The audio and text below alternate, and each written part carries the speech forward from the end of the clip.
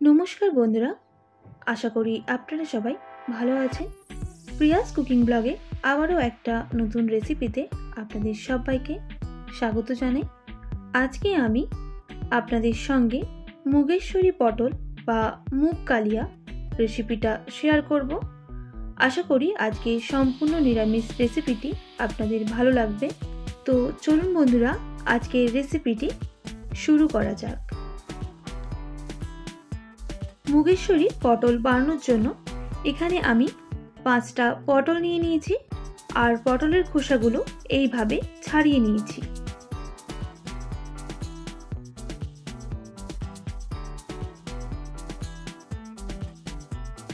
এরপর পটলগুলো দুই প্রান্ত কেটে নিতে হবে আর এইভাবে পটলগুলো কিন্তু কেটে নিতে হবে। সব পটলগুলো একইভাবে কেটে নেব।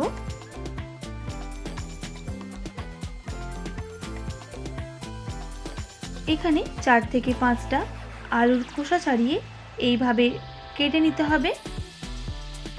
আর এখানে আমি মুগ ডালটা প্রায় 3 থেকে 4 ঘন্টা মতো ভিজিয়ে রেখেছিলাম। এরপর আমি জল ঝরিয়ে নিয়েছি। মুগ ডালটা ভিজে গিয়ে ডাবল হয়ে গেছে। এবার এটা পেস্ট করে নিতে হবে, তাই একটা মিক্সিং জার নিয়ে নিলাম, তার মধ্যে ডালটা দিয়ে দেব। মিহি পেস্ট হয়ে গেছে, একটা পাত্রের মধ্যে ঢেলে নিচ্ছি।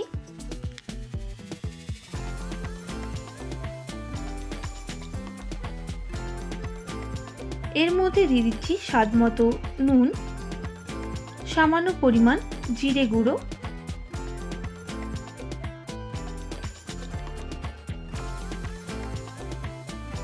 আর দিয়ে দিতে হবে বেকিং সোডা সামান্য পরিমাণ, ঝালের জন্য কাঁচা লঙ্কা, আর সবশেষে দিয়ে দেব বেসন। আর দিয়ে দিতে হবে সামান্য পরিমাণ গরম মশলা। এবার এটা মিক্স করে নিতে হবে।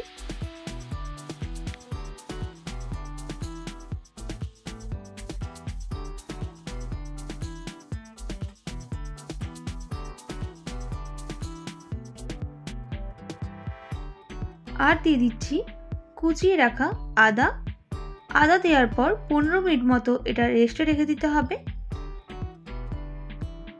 এরপর এখানে একটা কড়াই বসিয়ে দেব, আর কড়াইটা ভালো করে গরম হয়ে গেলে দিয়ে দিতে হবে সরষের তেল। আপনার রেসিপিটা সাদা তেল দিয়েও করে নিতে পারেন। এরপর তেলটা গরম হয়ে গেলে এখানে এবার ডালের বড়াগুলো এইভাবে ভেজে নিতে হবে। তবে এই সময় গ্যাসের ফ্লেমটা লো টু মিডিয়াম আঁচে রাখতে হবে, না হলে ভেতরটা একদমই ভাজা হবে না।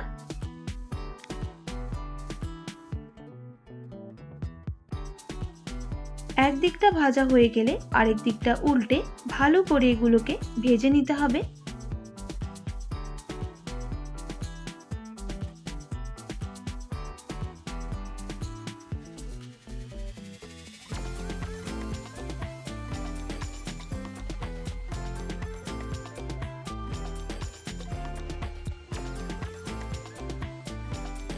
লাল করে এগুলো ভাজা হয়ে গেছে। এবার গ্যাসের ফ্লেমটা হাই করে আমি এগুলো নামিয়ে নেব। আর এইভাবেই কিন্তু সবগুলো ভেজে নিতে হবে। এরপর ওই তেলের মধ্যে আলুগুলো ভেজে নিতে হবে।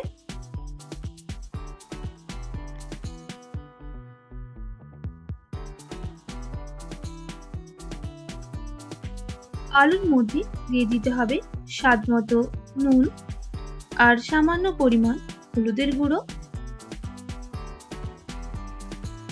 এবার আলুটা 4 থেকে 5 মিনিট সময় নিয়ে ভেজে নেব।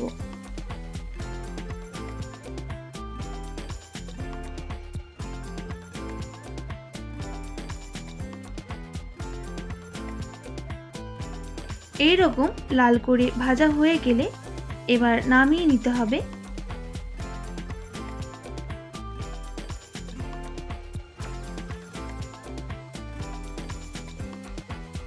এরপর আবারও ওই তেলের মধ্যে পটলগুলো ভেজে নেব।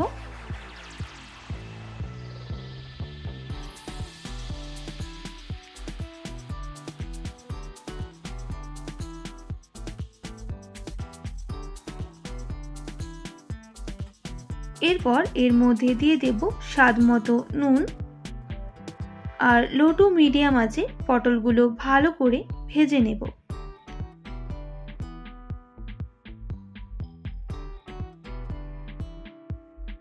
এইরকম ভাবে পটলগুলো ভাজা হয়ে গেলে এবার গ্যাসের ফ্লেমটা হাই করে দিয়ে পটলগুলো নামিয়ে নেব। এরপর ওই তেলের মধ্যে দিয়ে দেব সামান্য পরিমাণ কটা জিরে, সামান্য পরিমাণ হিং। সব উপকরণগুলো ভাজা হয়ে গেলে দিয়ে দিতে হবে আদা বাটা আর তার সাথে সামান্য পরিমাণ হলুদের গুঁড়ো। এবার আদাটা ভালো করে ভেজে নিতে হবে যতক্ষণ না আদার কাঁচা গন্ধটা চলে যাচ্ছে। আদা ভাজা হয়ে গেলে দিয়ে দিতে হবে সামান্য পরিমাণ হলুদের গুঁড়ো, সামান্য পরিমাণ জিরে গুঁড়ো আর দিয়ে দিচ্ছি লঙ্কার গুঁড়ো সামান্য পরিমাণ, কাশ্মীরি লঙ্কার গুঁড়ো। এবার ভালো করে মশলাটা কষিয়ে নিতে হবে, তবে এই সময় গ্যাসের ফ্লেমটা একটু লো রাখবেন, না হলে মশলাগুলো পুড়ে যেতে পারে। এরপর বাটি ধোয়া জলটাও অ্যাড করে দিতে হবে।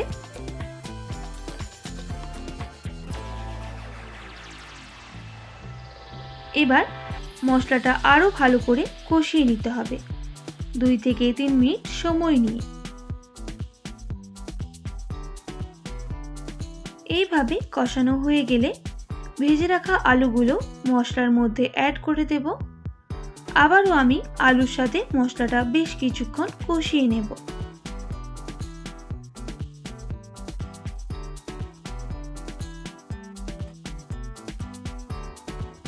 কষানো হয়ে গেলে এখানে আমি সামান্য পরিমাণ জল অ্যাড করে দিচ্ছি।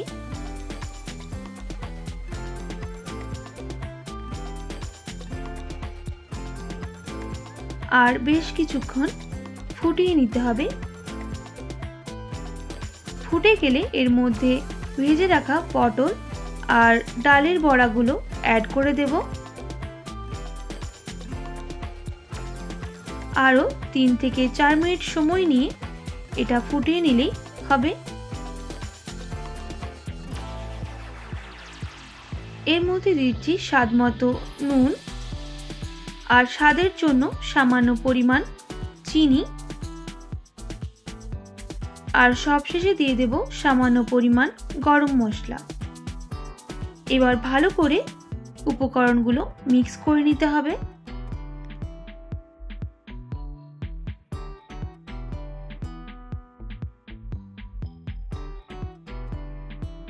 মিক্স হয়ে গেলে এইভাবে আরো বেশ কিছুক্ষণ ফুটিয়ে নেব।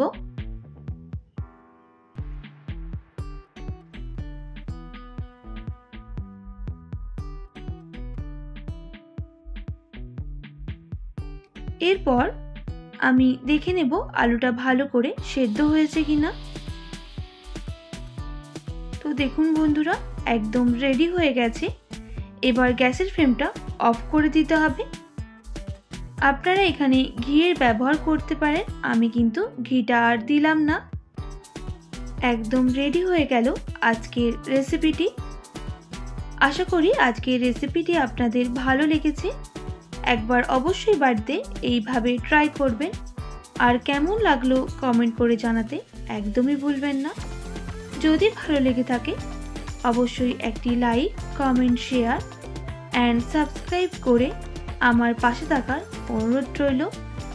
পাশে থাকা বেল আইকনটাও প্রেস করে দেবেন, তাহলে নিত্য নতুন রান্নার ভিডিওগুলো আপনাদের কাছে পৌঁছে যাবে। আজকের মতো এতটাই। আবার নতুন কোনো রেসিপির সঙ্গে দেখা হচ্ছে। আপনারা ভালো থাকবেন, সুস্থ থাকবেন, আর এতক্ষণ আমার সঙ্গে আমার ভিডিওটি দেখার জন্য অনেক অনেক ধন্যবাদ আপনাদের সবাইকে।